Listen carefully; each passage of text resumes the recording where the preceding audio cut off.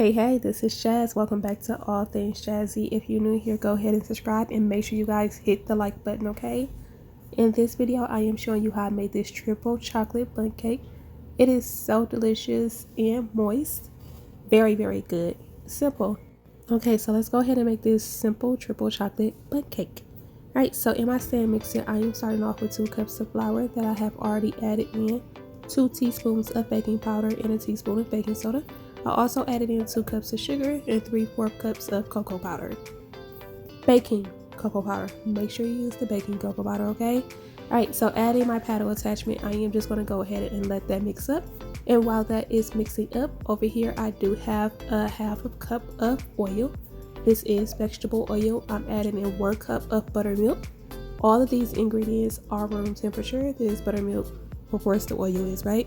Alright, so adding in 3 eggs. These eggs are room temperature as well. And then I'm also going to add in a tablespoon of flavoring. You can add however much flavoring you like. I am using some cookie nip. And then I'm going to go ahead and just use my whisk to whisk it up.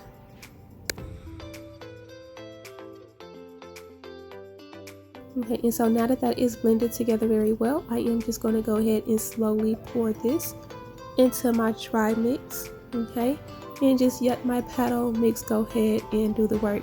It looks like it's going really fast, you guys. I just sped up the video. It's really not turning that fast because remember, this is a pound cake, okay?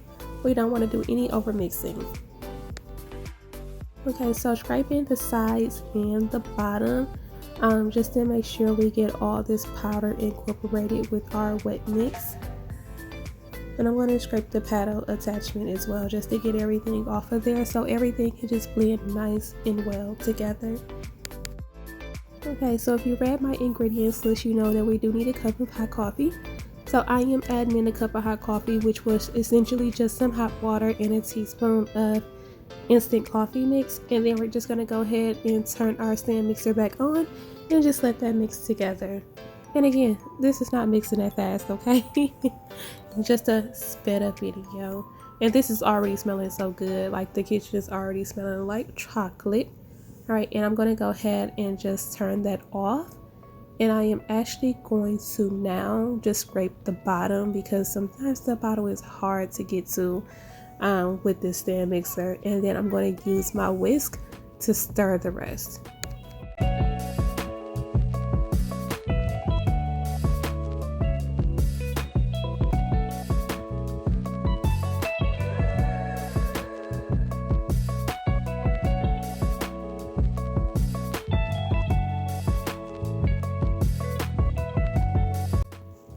Okay, so I am going to add in a 1/4 cup. Psych, this is not a 1/4 cup. I be tripping. This is way more. Alright, but I did add in some dark chocolate chips and some milk chocolate chips. And I know this is real liquidy. Don't worry about them sinking. They won't sink to the bottom because of that hot coffee. It is just going to melt when it's baking, okay? Alright, so I have my pan here. This pan, I did go ahead and spray it down with some Baker's Joy. And I went a bit overboard, but I do not want this to stick because this pan is getting really old and I use it a lot. And I am just going to go ahead and add the cake mixture to the pan. Alright, so it is real liquidy, but again, don't worry. This is a chocolate cake, y'all. It is going to be so moist and so good. You'll see. Now we're going to bake this at 325 degrees for 1 hour and 15 minutes. This is after about 55 minutes. As you can see, it is still not jiggly and not ready yet. And then now this happened after about an hour and 10 minutes. This is almost ready to come out. I'm going to give it 5 more minutes and take it out. Alright, so here we are. The cake is all done. Of course, we have to do our test just to make sure.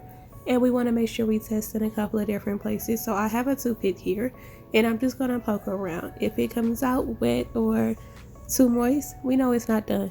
But I already know it's done, but I just want y'all to see, okay? Alright, so flipping it, I'm going to flip it on top of my rack here. This is I think this may be like the funnest part. Well, y'all, this is the part that we all have our heartbeat pumping, right? We want to make sure that our bundt cake come out of this pan all nice and easy and nothing is stuck. Okay, I always lay a towel over my pan just to pat it a little bit, but let me get a drum roll, y'all. Drum roll, please. Here we go.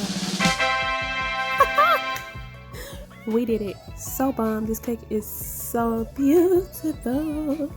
Look at it. And it's gonna be so good too. But we're not done with it yet, okay? We're gonna add some toppings to it just to set it off in the right spot. Okay, so after letting my cake sit to cool off, it did sit for about 20 minutes to cool off, and I added it to a cake board. So I'm just gonna sit this to the side. Okay, so I got this Betty Crocker rich and creamy chocolate frosting because I didn't have the stuff to make my own. I am going to put some in this bowl here, and then I'm going to put it in the microwave for 35 seconds. I always do 35 seconds so that it can melt down a little bit and become more of a liquidy form, so that it's easier to like pour onto the bun. This is what I use when I don't have the stuff in the house. I'm like, this is so much easier anyway, and you can also add some flavoring to it. Okay, so here it is after I put it into the microwave for 35 seconds. And I'm just going to go ahead and stir it up just to make sure everything is in the same liquid form. And then I am just going to pour it on top of my bundt cake the same way that we would do with any other icing, okay?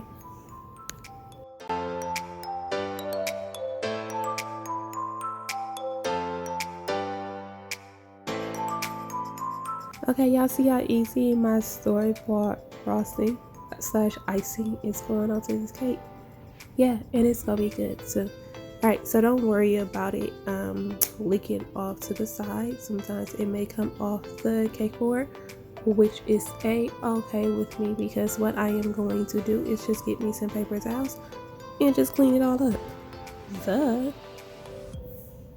Alright, so add as much as you want. I am just adding quite a bit because my daughter is sitting over here watching me, and she absolutely loves chocolate on chocolate cake.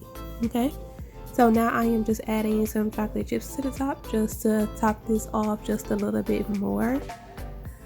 And I'm using some dark chocolate chips and milk chocolate chips the same way that I put in the inside, but of course those melted, so we needed some crunch on top. Okay,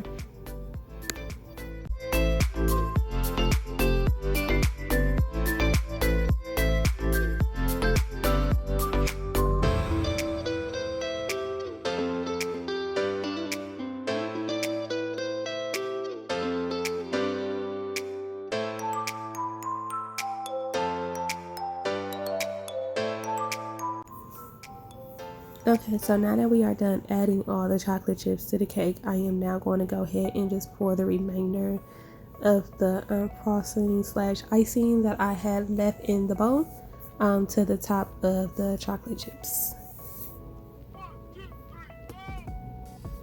And look at that, y'all. This cake is so pretty, okay? And it's gonna be so good.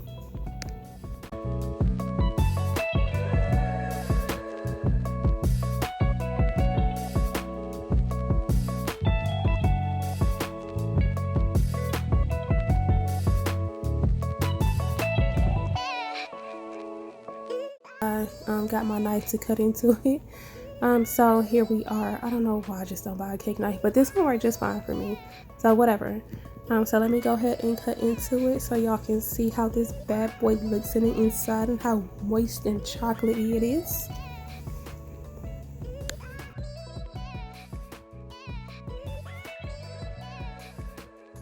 Okay, so in taking some of the chocolate from between the cake, you know, all the extra that be in the middle, I just drizzled some on top of the slice that I cut, and it is about to be good because we're gonna dip into it. But if y'all want to see how moist and chocolatey this is in the inside, and of course I have to be extra, so I went and added some more chocolate chips to the slice as well.